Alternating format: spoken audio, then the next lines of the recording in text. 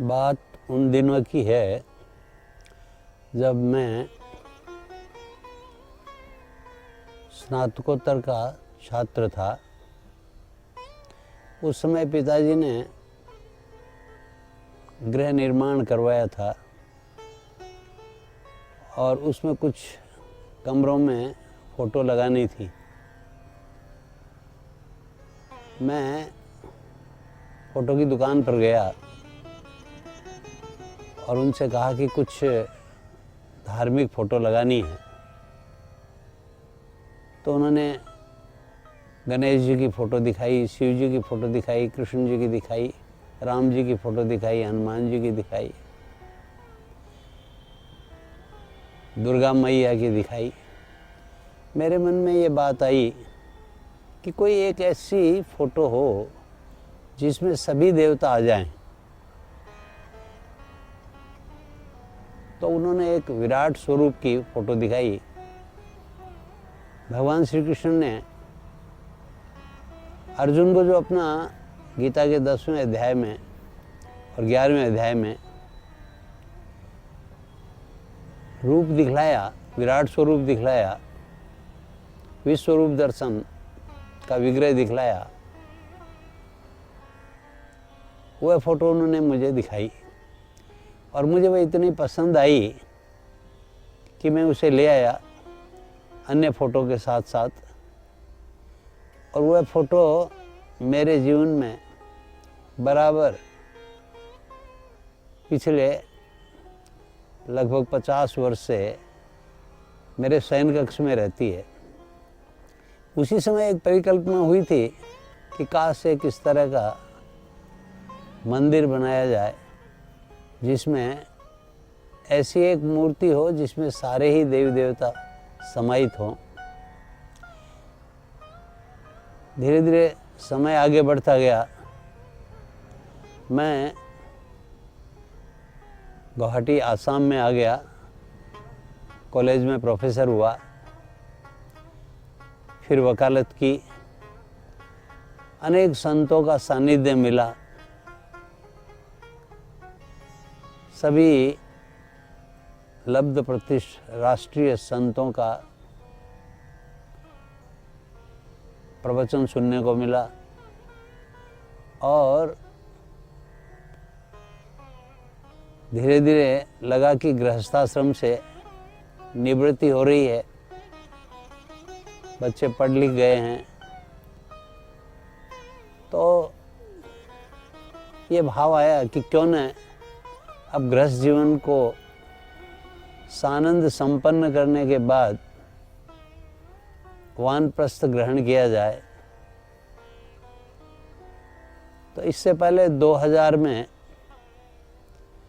एक हमने ट्रस्ट की स्थापना की क्योंकि 1995 में परम श्रद्धेय स्वामी श्री राम सुखदास जी महाराज का सानिध्य मिला।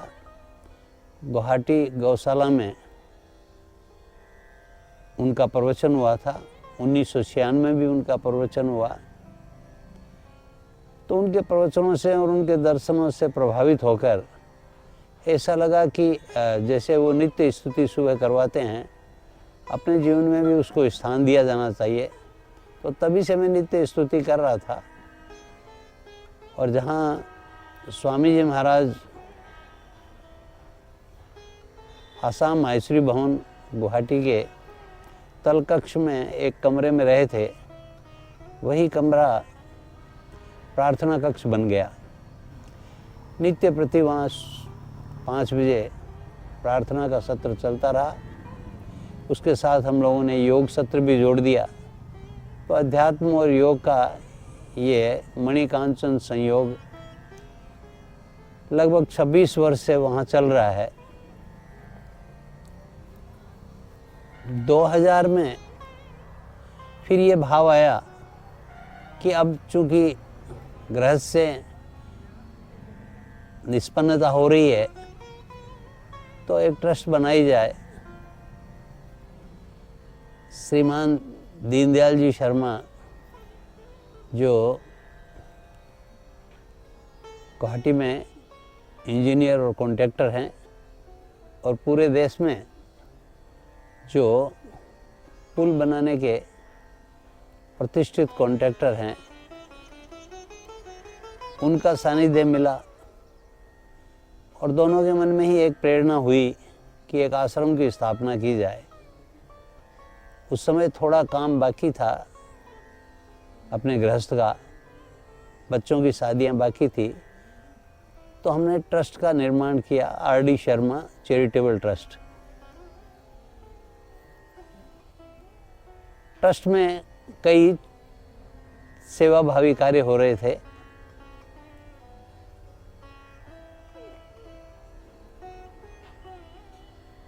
एक होम्योपैथिक औषधालय का शुभारंभ किया गया।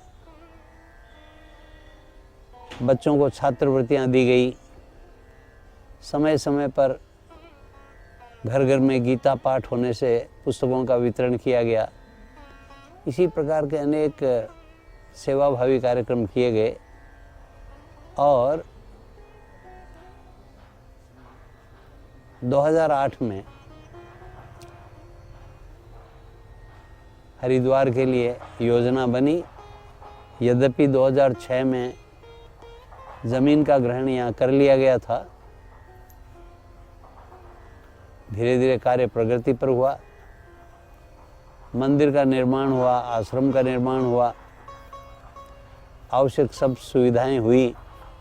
तो 2008 में श्री कृष्ण जन्माष्टमी महोत्सव पर यहाँ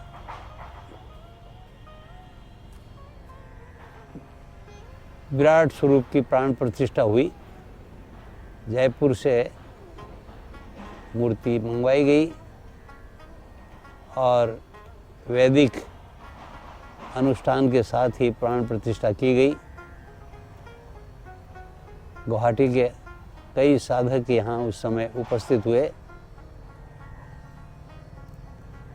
और ग्रामवासियों के सानिध्य में आश्रम की गतिविधियां शुरू हुई और स्थायी रूप से यहाँ मेरा निवास होने लगा। आश्रम में सत्संग का कार्यक्रम नित्य प्रति होता है। प्रातःकाल सायंकाल आरती होती है। जन्माष्टमी पर विशेष कार्यक्रम होता है। रामनवमी, हनुमान जयंती, शिवरात्रि आदि पर विशेष कार्यक्रम होते हैं। प्रत्येक एकादशी को संपूर्ण गीता पाठ होता है। देवियों का सत्संग होता है। रविवार को देवियों का सत्संग होता है। पुरुष भाइयों का सत्संग तो दैनिक रूप में चलता ही रहता है। वर्ष में 2 नवरात्रा भी यहाँ पर होते हैं। चैत्र नवरात्र और शारदीय नवरात्र, और साधकों का आना जाना लगा रहता है। साधक अपनी समस्याएं लेकर के आते हैं। जीवन के प्रति निराशा का दृष्टिकोण होता है तो उन्हें सकारात्मक सोच दी जाती है, आदर्श जीवन जीने के लिए प्रेरणा दी जाती है। आश्रम में अनेक तरह के प्रकल्प हैं। आश्रम में गौशाला चल रही है, गौ माता की निरंतर सेवा होती है। आश्रम के दूध का कहीं बिक्री नहीं होता है, बल्कि आश्रम की व्यवस्था में ही दूध घी आदि का उपयोग होता है। यहाँ एक औषधालय भी चल रहा है नित्य प्रति।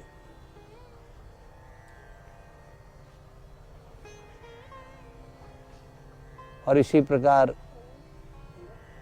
समय समय पर कभी नेत्र चिकित्सालय, यानी नेत्रों की चिकित्सा का कार्य होता रहता है। नेत्र चिकित्सालय से डॉक्टर वगैरह आते हैं गंगा माता चैरिटेबल अस्पताल से, और आंखों का निःशुल्क ऑपरेशन किया जाता है।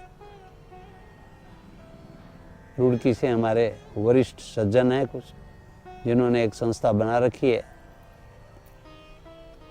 Retired government employees welfare organisation, उनके तत्वावधान में ये होता है। आश्रम की ओर से भी शिविर लगाए जाते हैं। मेट्रो अस्पताल का शिविर लगाया गया। गुरुकुल कांगड़ी महाविद्यालय के डॉक्टरों द्वारा भी आयुर्वेद का लगाया गया। कभी बच्चों का लगाया जाता है, कभी स्त्रियों के लिए लगाया जाता है। तो इस प्रकार कई चिकित्सा सुविधाएं, प्रकल्प आश्रम की ओर से चलते रहते हैं।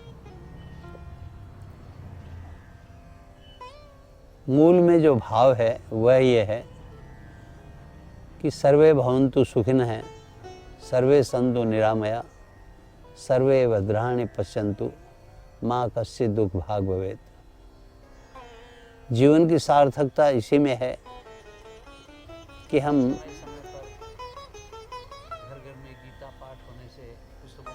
धर्म, अर्थ, काम, मोक्ष, इन पुरुषार्थों के द्वारा अपने जीवन को सफल करें।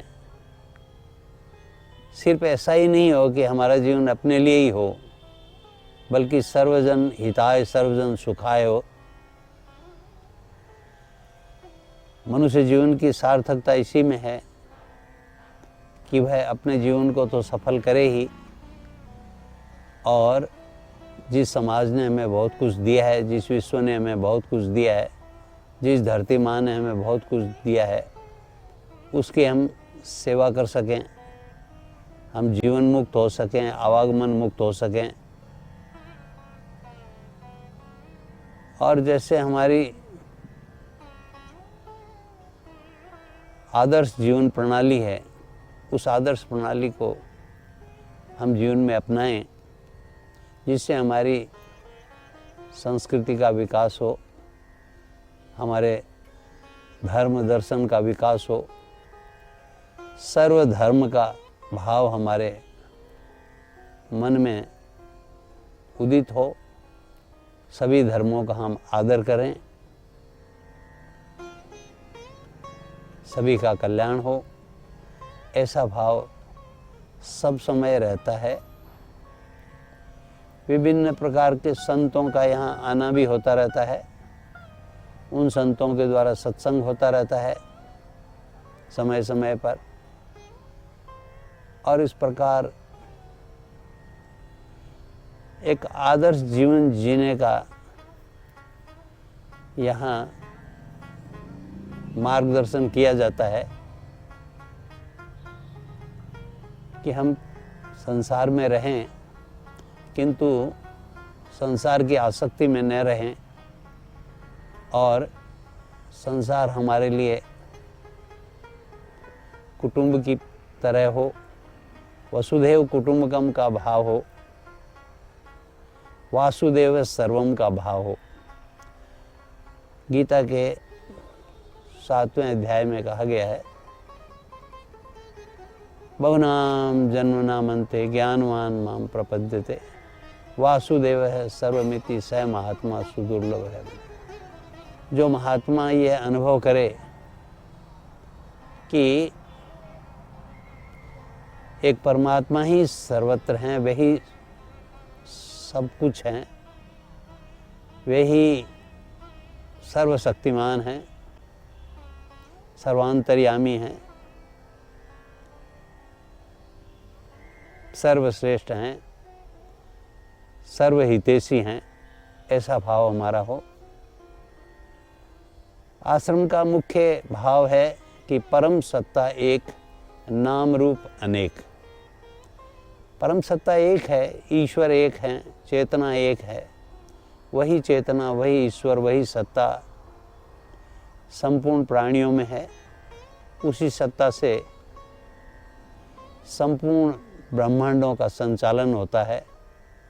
उस सत्ता के अनेक रूप है। सभी धर्मों में वह सत्ता व्याप्त है, सभी के जीवन में वह सत्ता व्याप्त है, सभी अवतारों में वह सत्ता व्याप्त है। और इस प्रकार सभी को सिया राममय जानते हुए, सिया राममय मानते हुए, सभी की सेवा का अवसर हमें मिले। हमारा भाव सबकी सेवा का रहे, निष्काम भाव से सबकी सेवा करते रहें, अपने स्वरूप को जानें।